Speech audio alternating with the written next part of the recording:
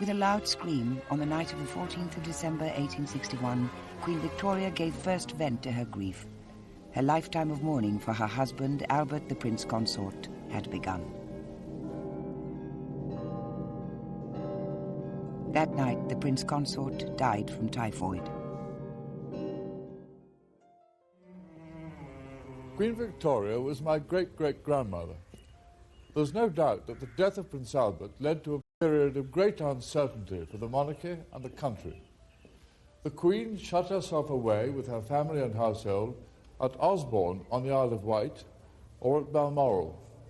She came to Windsor solely to visit the mausoleum here at Frogmore and spent hours praying at this great shrine she'd built for her husband. The Queen had become a recluse, immersing herself in grief.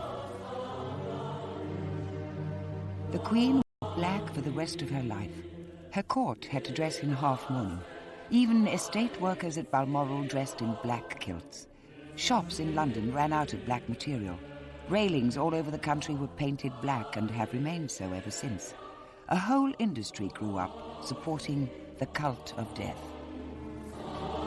The Queen shut herself up at Osborne and refused to go to Windsor or Buckingham Palace to be near the seat of government.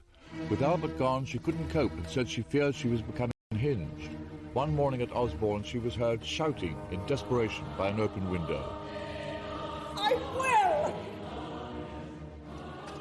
I will do my duty!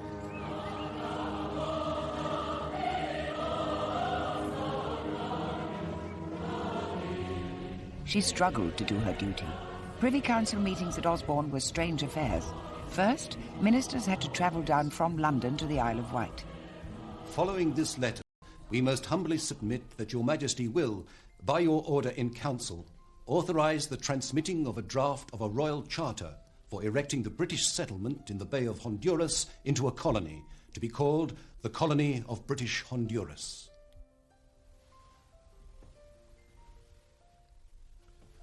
Approved. We beg leave, most humbly. Approved. Queen Victoria's grief was terrible. She plunged the country into seemingly endless mourning. Buckingham Palace was empty for 2 years and was eventually boarded up. Some wag put a notice on the railings which said, "These commanding premises to be let or sold in consequence of the late occupants' declining business." The Queen was no longer doing what her public expected of her. They were baffled and then angry. Her ministers had very strong views. But the Queen's main concern was a national memorial for her late husband. Her cause in the sceptical House of Commons was given a boost by an ambitious politician, Benjamin Disraeli, who argued, "The memorial should represent the character of the prince himself, in the harmony of its proportions, in the beauty of its ornament, and in its enduring nature, so that those who come after us may say, this was the type and testimony to a sublime life and a transcendent career." All this was music to the Queen's ears.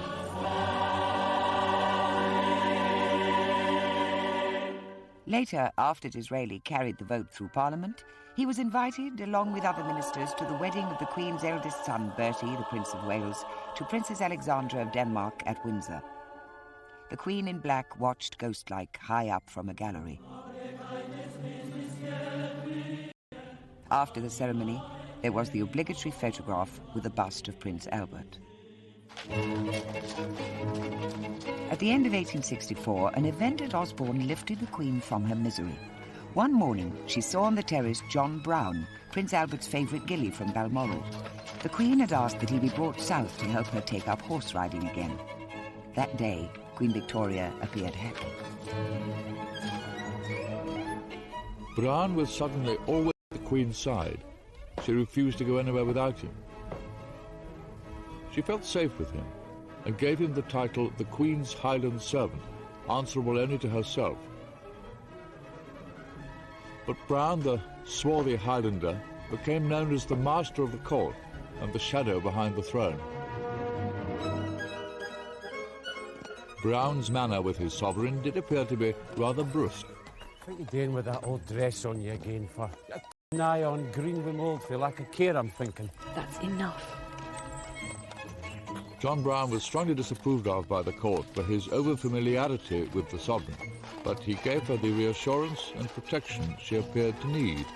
His influence was the first step in her rehabilitation as dutiful sovereign. When the Mayor of Portsmouth arrived at Osborne with a request to the Queen, he was surprised by the way her answer was delivered. The Queen says certainly not, you have to go. My request was for the Queen. Do not waste the Queen's time, she's busy.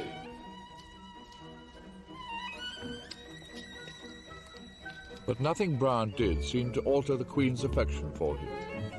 First, she raised his salary from £120 a year to £150, and then he was paid £310 and finally £400.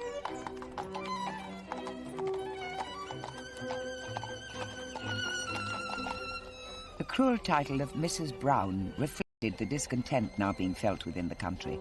At least the Queen in her seclusion was aware she was unpopular. When the ruling Liberal Party failed to pass the second Reform Bill, a measure that would have put 1 million new householders, mainly the middle classes, onto the electoral register, the Queen knew that the discontent amounted to republicanism. When an incoming Conservative government promised to try to enact the new Reform Bill, the Queen decided she should open the new parliamentary session. It was the first time in nearly 6 years she'd been seen at a state occasion. The battle for the second Reform Bill won great prestige for Disraeli, who successfully steered it through the Commons for the Conservative Party. Queen Victoria gave her assent to the new Act in August 1867, and here's her signature on the Royal Commission. At a stroke, it doubled the number of people entitled to vote. Although the Queen wasn't aware of it at the time, the passing of this bill would help to shift power into the hands of the electorate. The Queen's troubles did not go away. Fenians, who were Irish Republicans based in America, were involved in terrorist incidents up and down the country. Ireland, which was still part of the United Kingdom, was the key issue for William Gladstone, the leader of the opposition Liberal Party. His long-term plan was Irish self-government, an idea that horrified the Queen. Then the government proposed that Fenians were secretly planning to kidnap the Queen from Osborne. Make sure you cover all the woods all the way down to the main gate. They begged her to go to the safety of Windsor Castle. The Queen refused, believing that it was only a ploy to ease her back into affairs of state. Instead, she allowed police to be posted in the grounds of the park, provided that Browne could organise them. When the plot turned out to be a hoax, the Queen felt triumphantly vindicated. With some relief, the Queen was able to ask Disraeli to become Prime Minister when the present Conservative leader became ill. She was overwhelmed by his exotic appearance when he was sworn in at Osborne. He is full of poetry, romance and chivalry. When he knelt down to kiss my hand, which he took...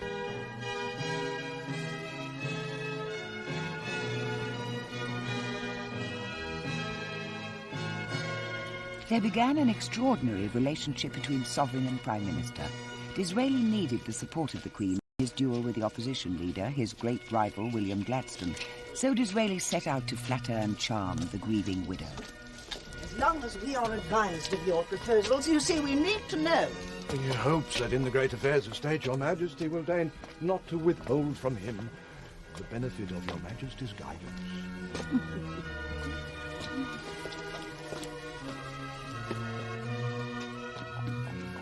Disraeli was also a popular novelist, and he made sure the Queen was provided with graphic inside details and all the gossip from Parliament. But the idyll came to an end. The Queen was informed that Disraeli had been defeated in the House by Gladstone and was offering to resign. In desperation, she implored him to carry on until the new electoral register was ready. But Disraeli lost the ensuing general election. The monarch's traditional power to have a say in the choice of government was over forever. The Queen had lost out to the will of the newly enlarged electorate.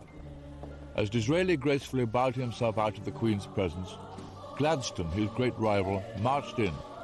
Their styles couldn't have differed more. William Gladstone was a popularist. His power rested with his party machine, fed by the new electorate. Ma'am, the primary mission of my government would be to pacify Ireland. If I may read out, ma'am, my proposed new cabinet. Lord Chancellor, Gladstone had been advised by his wife to pet the Queen. Instead, he read her lists, made speeches, and treated her like a rubber stamp. Lord Chancellor, Mum, Lord Hathaway, Lord President of the Council, Earl Grey and Ripon, Lord Privy Seal, Mr. Austin Bruce, Foreign Secretary. She reacted predictably and went into retirement again, and began writing and illustrating a book about her life in the Highlands, in which Brown featured strongly. Now, as a direct result of the Queen's continuing seclusion, a much more determined Republican movement was growing in the country.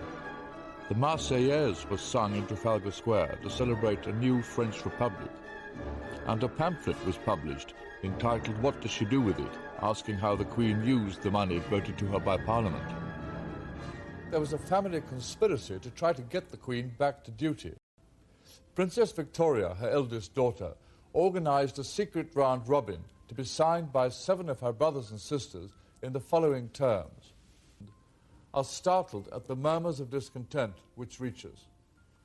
Those of us who live at home are the unwilling and grieving witnesses of criticism which are agonizing to us to hear. The dangers which are daily spreading will crush the monarchy and the dynasty." But the letter was never delivered. Perhaps they were too frightened. In 1871, for reasons beyond her control, Queen Victoria suddenly found herself back in favour with the public. The Prince of Wales had fallen ill with typhoid. The Queen rushed to his bedside at his home in Sandringham. Fear gripped the nation because the 14th of December was approaching, which would have been 10 years to the day since Prince Albert had died of typhoid. Hidden behind a screen so that her son wouldn't see her, the Queen wrote fearfully, December 10th, 1871. The feeling shown by the whole nation is quite marvellous and most touching and striking.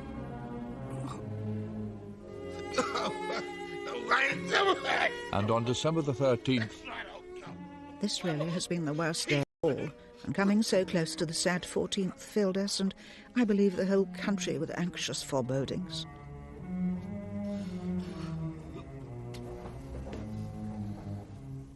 Finally, on December the 14th... This dreadful anniversary, the 10th, returned again. Instead, it brought the cheering news that dear Bertie had slept quietly at intervals, the respiration much easier. The whole country breathed a sigh of relief. On the way to St. Paul's for a Thanksgiving service, the show of affection amazed the Queen. Dressed in black and wearing only a simple bonnet, she drove in an open carriage to enable the people to see her properly. Then 2 days later, another near tragedy touched the Queen. As she was alighting from her carriage outside Buckingham Palace, Brown had got down to let down the steps when suddenly someone appeared at my side. Then I perceived that it was someone unknown with an uplifted hand. Involuntarily, in a terrible fright, I threw myself over Lady Jane Churchill. I soon recovered myself to stand up, and I saw Brown holding a young man tightly who was struggling. They thought the man had dropped something. Look, there it is.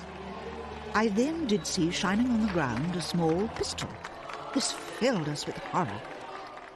It is to good Brown and to his wonderful presence of mind that I greatly owe my safety, for he alone saw the boy rush round. Queen's life. She was severely shaken, but her prestige in the country rocketed. In the space of a few weeks, republicanism was dead. The royalty problem had been swept away. The faithful John Brown was awarded the Victoria Devoted Service Medal. He's the only recipient of that honour in history.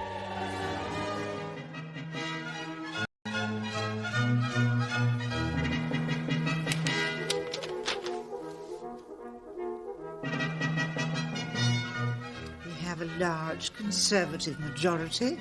The change of ministry will take place shortly. Mr. Gladstone has contrived to alienate and frighten the country. It was February 1874, and Disraeli had won the general election for the Conservatives. At his swearing-in, the Queen treated him like a long-lost friend. 13 years after the death of the Prince Consort, she was no longer in deep despair. I saw Mr. Disraeli at 2:45 today. He knelt down and kissed hands, saying, I pledge my troth to the kindest of mistresses. Whatever the sovereign wishes should be done. The Queen's wishes were simple. With Disraeli now at her side, she needed to fulfill her great destiny and that of the British people. We had the largest fleet in the world, a professional army, and vast colonies that were the envy of Europe. Now that the parliamentary parties had finally tempered the British Crown's power, her destiny lay in foreign affairs, the Empire. Disraeli too could see sound reasons for patriotism. The Conservative Party would become the party of empire. The Empire needed an empress, and the Queen asked Disraeli's government to make her Empress of India, the brightest jewel in the imperial crown. To mark the occasion, the Queen sent the Prince of Wales out to India to preside over the celebrations given in her honour. The Prince became the incarnation of the British Raj and was treated everywhere like a god. Missions for the poor were opened and charity was dispensed in his wake. He was even given a pair of elephants that later appeared at Sandringham. My thoughts much taken up with the great event at Delhi today, where I am being proclaimed Empress of India. I have for the first time today signed myself as V.R. and I. That day, the 1st of January 1877, she wrote New Year cards. One went to Disraeli, bearing her initials V.R.I., Victoria Regina et Imperatrix. His best friend, V.R.I. At about this time, the Queen also gave Brown a locket containing some of her hair and some belonging to the Prince Consort. Emblazoned in enormous jewels, Queen Victoria gave a dinner that night here in Windsor Castle, the night she became Empress of India. Disraeli made a flurried speech praising the Queen, and when the loyal toast was proposed, he called out, "Your Imperial Majesty," whereupon, to everyone's amazement, the Empress rose and did a half curtsy to her Prime Minister.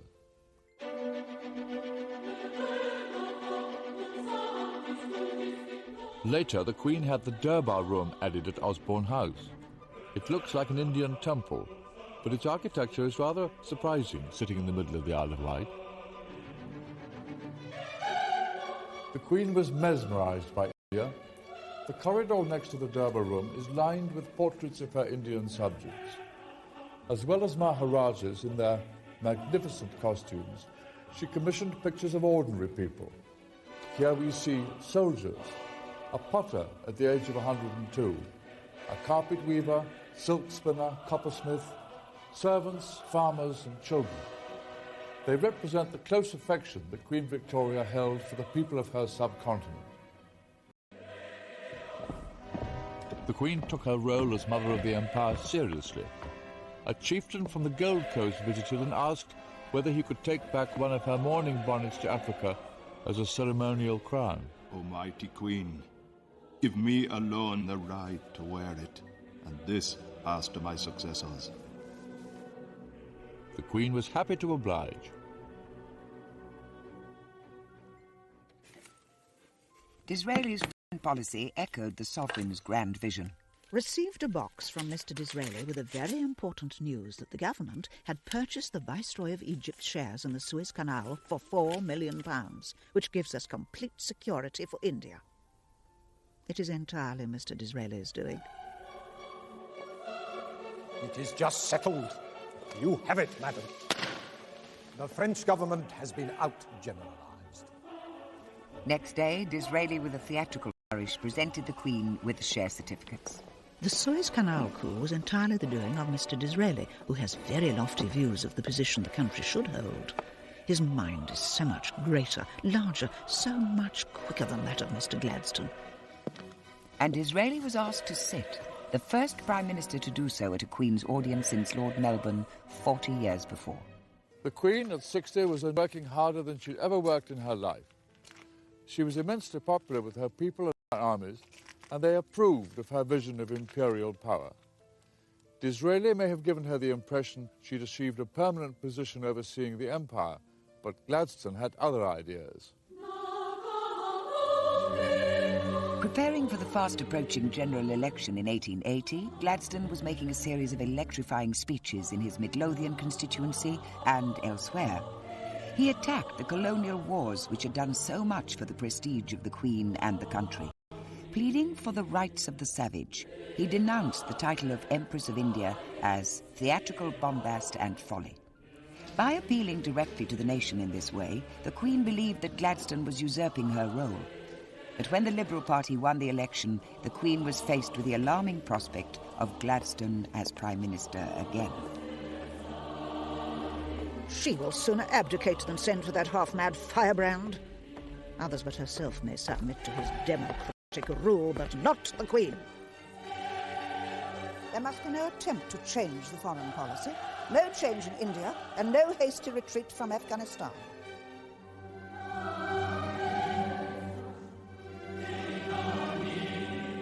With Gladstone in power again, the Queen became less interested in affairs of state.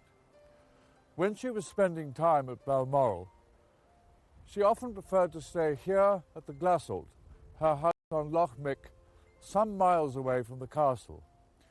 At times this house was literally at the hub of the empire. Its modest rooms and simple furniture really rather humble for the Empress of India. Then came a series of tragic blows. First, her close friend Disraeli died in April 1881. Such a loss is irreparable to me and the country. To lose such a pillar of strength at such a time is dreadful. Then John Brown had to carry the Queen back into the castle after a fall at Windsor in March 1883. And less than 2 weeks later, the dreadful news that my good, faithful Brown had passed away early this morning. It is the loss not only of a servant, but of a real friend. The shock, the blow, the blank, the constant missing at every turn of the one strong, powerful arm and head almost stunned me, and I am truly overwhelmed. And now all is gone. All is gone in this world, and all seems unhinged again in thousands of ways. Such was the status of John, empresses even. He may have been only a simple gilly without education, but he was the only person in the household who could make the Queen do what she didn't want. When Prince Albert died, a statue of him was placed on the Balmoral estate. It faces the one of Queen Victoria. Remarkably enough, just about here, where I'm standing, the Queen put another one up to John Brown when he died. And so the three memorials together formed a triangle. His statue was removed from the triangle by King Edward VII when his mother died and tucked away here in the woods. The Queen at 65 was lonely but still resolute. Foreign policy remained her obsession, and here she felt Gladstone was at his most neglectful. When General Gordon was under siege from hostile troops in the Sudan, she begged Gladstone to send out a rescue column to Khartoum. The Queen trembles for General Gordon's safety. If anything befalls him, the result will be awful. 6 weeks later, the Queen was still questioning Gladstone's policies. Mr. Gladstone, you told the Queen when we last met Gordon must be supported. Yet what he asked for repeatedly nearly 5 weeks ago has been refused. If not for humanity's sake, for the honour of the government and the nation. When Gordon was murdered nearly a year later, just before the relief column finally arrived, the country was in uproar. Now from Osborne, the Queen sent a telegram to Gladstone. It was deliberately uncoded for all the world to read, saying, To think that all this might have been prevented and many precious lives saved by earlier action is too frightful. It is I who have, as the head of the nation, to bear the humiliation. The Gordon débâcle was responsible for bringing down the Gladstone government. But in 6 months, Gladstone was back, and it was the of Irish self-government, the Home Rule Bill, that did most to divide the country, and also Gladstone from the sovereign. To Queen Victoria, Home Rule was a threat to her empire. Ignoring her true constitutional role, the Queen set out in 1886 to disrupt Home Rule by secretly working with a Conservative opposition leader, Lord Salisbury. She was letting him see Gladstone's confidential cabinet papers to the Queen about the bill's progress. May 8th, the Queen sends Lord Salisbury a copy of Mr. Gladstone's letter to her. There was a very important cabinet meeting to decide whether any concessions were to be made in the bill. If they were made, they would certainly be defeated. This is the first avowal of defeat. Please return the enclosed. The second letter received last night, which she would also ask to have back. The Queen was at Balmoral when the final vote on Home Rule was taken. But division within Gladstone's own party was making the bill's progress increasingly unlikely. Did not sleep well as I felt worried and anxious. When I got up, a telegram was brought to me which gave the news that the government had been defeated by a majority of 30. Cannot help feeling relieved and think it is the best for the interests of the country.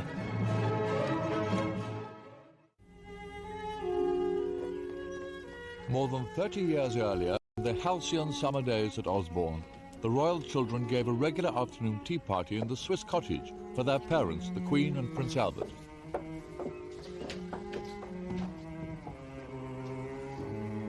Here in the children's own playhouse, the Prince Consort conceived a grandiose scheme for his family. His plan was to marry the family into royal houses on the continent. His aim was to achieve peace and influence in Europe. And here you can see demonstrated the Prince Consort's greatest vision. This famous photograph was taken when Queen Victoria went to Coburg to attend a family wedding over 30 years later in 1894. There are cousins from Russia, here's the Tsar, Germany, the Kaiser, Romania, as well as connections with Spain and with Greece and Denmark, my great-grandfather, King Edward VII, to be. All these people are related to Queen Victoria, but closer analysis of the picture shows how the dream was about to shatter. First to be married was Princess Victoria, Vicky, Prince Albert's eldest and favourite daughter. At 17, she married Prince Frederick of Prussia. The Prince Consort hoped that through this marriage, the belligerent Prussian ascendancy would be tempered by a liberal constitutional monarchy. Instead, the worst happened, and the couple produced a son, Kaiser William, sitting here with the waxed moustaches. He was the Queen's German grandson, and it was he who led his armies against Britain in the First World War. Please advise me how to say, we would like to send a letter to the Viceroy. Viceroy go? Viceroy go. Ek cut. Ek cut. Cut, Your Majesty. Cut. The sovereign began to learn Hindustani so she could deal with Indian affairs of state. Suddenly, another strange figure came into the Queen's life. And how to send a telegram to the Viceroy. Viceroy go? Abdul Karim now took the place of John Brown. Abdul Karim, known as the Munshi or teacher, was disliked by the court as much as Brown. In early 1894, the Queen's old adversary Gladstone finally came to hand in his resignation. He was 85, 10 years older than the Queen. Both had such poor eyesight they could scarcely see each other. And although Gladstone had served the Queen as her Prime Minister a record 4 times, at his final audience, the Queen uttered not a word of thanks. She had much difficulty in finding topics for an adequate prolongation, but fog and rain and her coming journey to Italy all did their duty and helped. She was at the highest point of her cheerfulness. A miserable day outside again today, Mr. Gladstone. My journey to Italy shortly should be very good for my health and for the sake of the country. Gladstone's great power had come with the birth of the nation's first modern party democracy. It had made the two of them needless rivals for the country's affection. With Gladstone's passing, the Queen was at last prepared to assume a role of prestige and influence rather than power, a pattern followed by sovereigns ever since. In June 1897, the 60th anniversary of the Queen's accession, the might of the British Empire was on parade in London, the Queen's Diamond Jubilee. Here the Queen had no need to exert her power over difficult politicians. As Mother of the Empire, her influence was there for all to see, and she was clearly moved by the occasion. A never-to-be-forgotten day. No one ever, I believe, has met with such an ovation as was given me passing through those 6 miles of streets. The crowd was quite indescribable, and their enthusiasm truly marvellous and deeply touching. Every face seemed to be filled with real joy. I was much moved and gratified. Surrounded by a mounted escort of various members of her family from all over the world, Queen Victoria arrived in her carriage at St. Paul's Cathedral. She was too arthritic to go up the steps, so a special service was held outside with the Queen sitting here in her carriage at the bottom.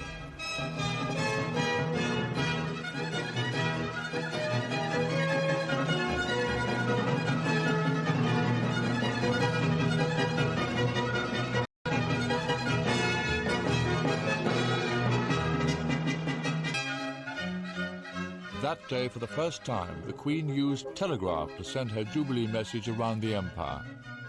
From my heart, I thank my beloved people. May God bless them. 80 years old, her eyesight failing, the Queen still had one more service to perform. With the outbreak of the Boer War in 1899 in South Africa, she found a new lease of life, rallying the nation. After a string of defeats, stirring memos were dispatched to her government and to her commanders. I sincerely hope that the increased taxation necessary to meet the expenses of the war will not fall upon the working classes. The attempted relief of Ladysmith would have succeeded had we had more troops. Red tapings and useless difficulties must not be regarded. Would not corrugated iron huts be used instead of tents? It is quite imperative that Lord Roberts should not move until he has plenty of troops. Pray impress this on him. Please let me know what steps you intend to take to protect the Zulus from being attacked by the Boers. We are bound in honour to stand by my native subjects. The Queen dispatched 100,000 tins of chocolate to the men at the front, which promptly melted in the African sun. A period in December 1899 became known as Black Week, after 3 major defeats of the British Army. At Windsor, the Queen rose to the occasion, telling the Foreign Secretary, Please understand there is no one depressed in this house. We are not interested in the possibilities of defeat. They do not exist. But Black Week coincided with the anniversary of the death of Prince Albert, and privately the Queen showed her real feelings when she visited the mausoleum at Frogmore. Already 38 years since the dreadful catastrophe which crushed and changed my life and deprived me of my guardian angel. Feel very low and anxious about the war. By Christmas 1900, the Queen was not well.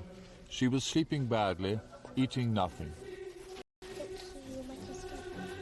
On Christmas Eve, she came down to the Durbar room at Osborne to see the distribution of presents, but could only write, I felt very melancholy because I see so badly. I gave all my personal servants their usual presents.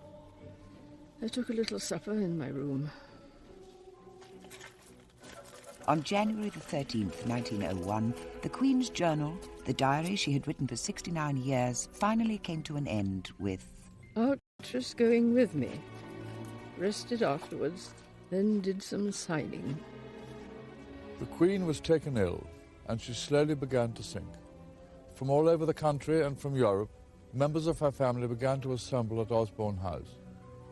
The Queen lingered on for 10 days, and finally, on the 22nd of January 1901, learning that the end was near, they began gathering at her bedside. Sir James Reed, the Queen's doctor at her deathbed, later wrote, All the family was summoned, and the Bishop of Winchester said prayers for the dying, while I kept plying her with oxygen. The princesses Christian, Louise and Beatrice kept mentioning each other's names, the Queen for long, too blind to see. My path, but now lead thou me on.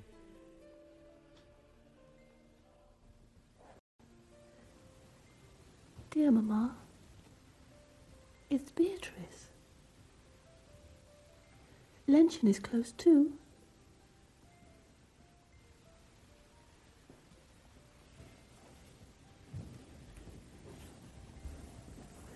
It's Lenten. You're not alone.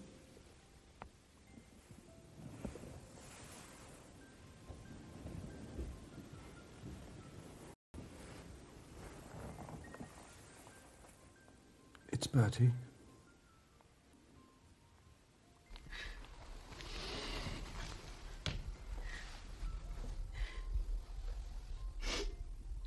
The Kaiser remained the whole time on the opposite side to me. The Queen kept looking at me and frequently gasped. Sir James, I'm very ill. A few minutes before she died, her eyes turned fixedly to the right and gazed on the picture of Christ in the entombment of Christ over the fireplace. She died with my arm round her.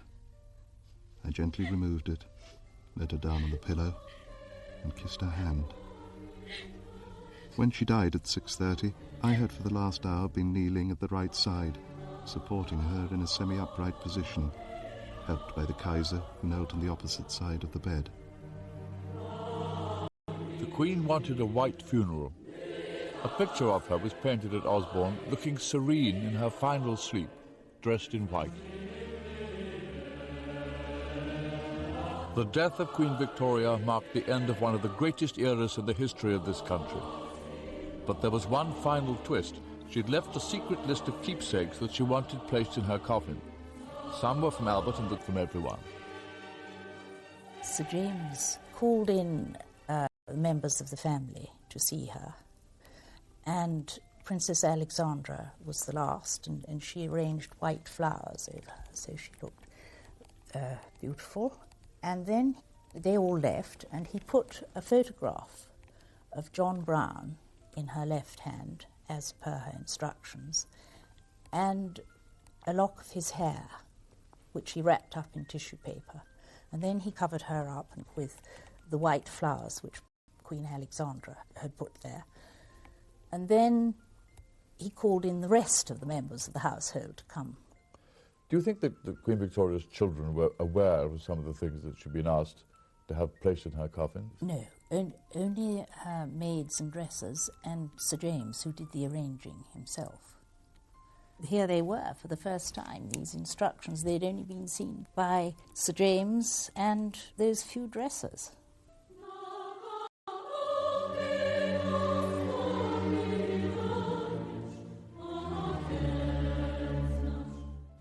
On a cold winter's day, Queen Victoria was finally buried in the Frogmore Mausoleum. In death, she was at last reunited with the Prince Consort, the man she'd always been so devoted to. The solitary statue of Prince Albert on his tomb was joined by one of the Queen, her head half turned towards him. The Queen's statue had been carved years earlier when the Prince died, so that she would always remain in the likeness of a young woman.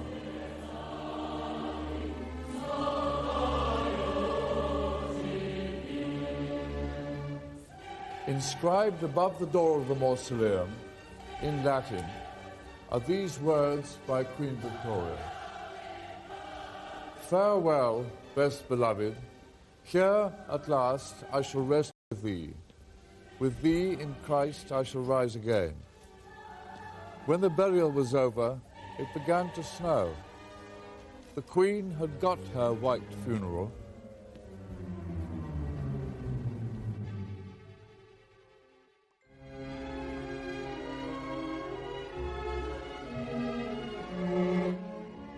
The tragic story of the last Tsar and Tsarina of Russia is remembered tomorrow.